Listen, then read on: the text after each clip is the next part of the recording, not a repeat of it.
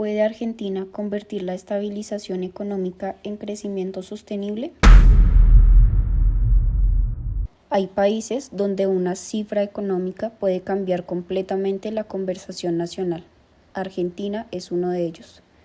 Durante años, palabras como inflación, déficit, deuda, devaluación y pérdida del poder adquisitivo formaron parte de la vida cotidiana. Pero algo comenzó a cambiar. El país consiguió reducir drásticamente el ritmo de aumento de los precios, alcanzar superávit fiscal y volver a crecer. Y entonces aparece una pregunta mucho más difícil. ¿Puede una economía pasar de la estabilización a un crecimiento sostenible? Porque reducir la inflación es una cosa. Construir una economía capaz de crecer, generar empleo formal, reducir la pobreza, atraer inversión y sostener sus finanzas durante años es otra. Hoy vamos a entrar en las principales variables macroeconómicas de Argentina para entender qué está ocurriendo detrás de los titulares. Para entender Argentina hay que recordar que la economía llegó a finales de 2023 con fuertes desequilibrios. El programa iniciado a finales de ese año puso el equilibrio fiscal y la reducción del desequilibrio monetario en el centro de la estrategia. El Banco Central explica que durante 2026 su política continúa orientada a la desinflación, la estabilidad financiera y la creación de condiciones para un crecimiento sostenido. El resultado comenzó a reflejarse en los datos. Argentina había sufrido una contracción económica en 2024, pero en 2025 el PIB real creció 4,4%. Y en el primer trimestre de 2026 volvió a crecer 2,3% al respecto el mismo trimestre del año anterior y 0,7% frente al trimestre anterior. Esto significa que la economía dejó atrás la fase más intensa de la recesión, pero todavía debemos preguntarnos, ¿qué tipo de crecimiento está ocurriendo? El crecimiento de Argentina en 2025 estuvo impulsado por la recuperación de la demanda privada y por sectores como energía, minería y agricultura. Esto es importante porque revela una primera fortaleza estructural del país. Argentina posee recursos naturales extraordinarios, tiene tierras agrícolas altamente productivas, tiene gas y petróleo, especialmente en Vaca Muerta. Tiene litio y posee capacidades en servicios basados en conocimiento. El Banco Mundial considera que estos recursos ofrecen oportunidades importantes para el crecimiento. Sin embargo, existe una advertencia. Crecer después de una recesión no necesariamente significa que se haya solucionado el problema estructural. Una economía puede crecer porque está recuperando parte de lo perdido. El desafío es conseguir que después de la recuperación exista un crecimiento sostenido. Y ahí entran la inversión, la productividad, el crédito y las exportaciones. Ahora llegamos al indicador que probablemente mejor representa la transformación reciente de Argentina, la inflación. En junio de 2026, el IPC aumentó 1,9% en un solo mes. Puede parecer un número todavía elevado, y lo es, porque en términos interanuales, la inflación era aproximadamente 33,5%. Pero el ritmo mensual representa una diferencia enorme frente a la situación que enfrentaba el país al inicio del programa de estabilización. El objetivo de la política monetaria es continuar reduciendo las presiones inflacionarias. Y aquí encontramos una relación fundamental: déficit fiscal, emisión monetaria, expectativas, tipo de cambio e inflación pueden interactuar entre sí. Cuando el Estado tiene un déficit persistente, necesita financiarlo. Si parte de ese financiamiento termina aumentando la cantidad de dinero sin respaldo suficiente en la producción, puede aumentar la presión sobre los precios. Por eso la estabilización argentina ha colocado el equilibrio fiscal en el centro. Pero existe un segundo efecto. Una política diseñada para estabilizar puede tener costos de corto plazo sobre consumo, empleo y actividad. y esa tensión será fundamental para entender el resto de la historia. En 2025, el sector público nacional argentino registró un superávit financiero de aproximadamente 0,2% del PIB, es decir, después de pagar intereses de la deuda, los ingresos superaron los gastos. Además, el resultado primario fue aproximadamente 1,4% del PIB. Este resultado es importante porque Argentina había convivido durante años con déficits fiscales. El equilibrio fiscal se convirtió en el principal ancla del programa. Pero aquí aparece una discusión económica fundamental. Un ajuste fiscal puede contribuir a reducir la inflación y mejorar la confianza. Pero si se reduce demasiado el gasto público en inversión, infraestructura, educación o protección social, también puede afectar la capacidad de crecimiento. Por eso, una buena política fiscal no consiste simplemente en gastar menos. Consiste en gastar mejor, recaudar de manera sostenible y proteger el gasto que aumenta la productividad. Ahora miremos hacia afuera.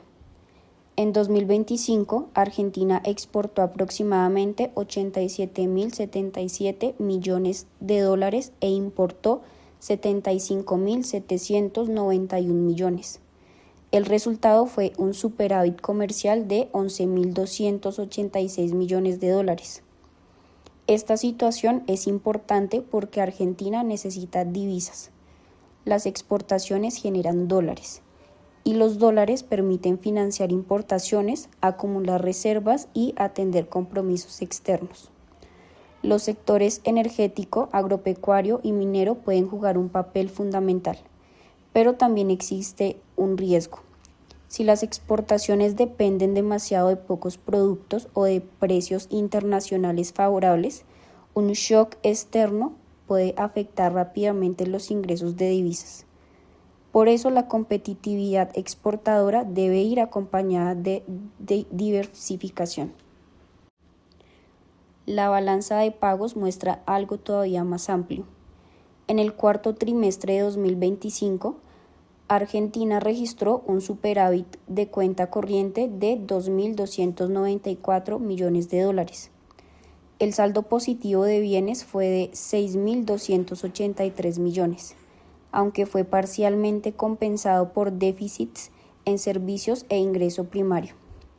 Esto demuestra algo importante. Una economía no puede analizarse solamente por sus exportaciones. También hay que considerar turismo, servicios, rentas de inversión y movimientos financieros.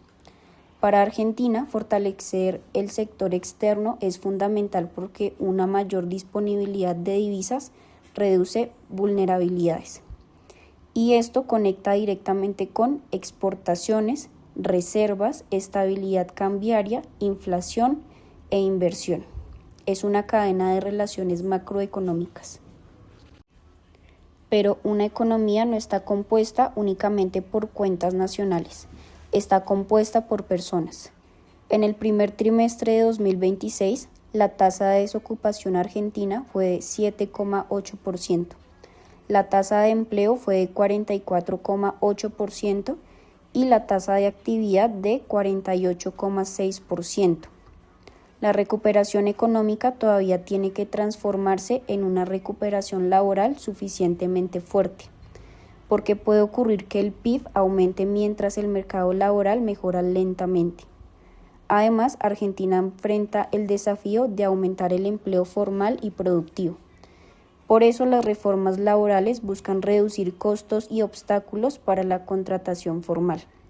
El objetivo es que el crecimiento no solamente aumente la producción, sino también las oportunidades laborales.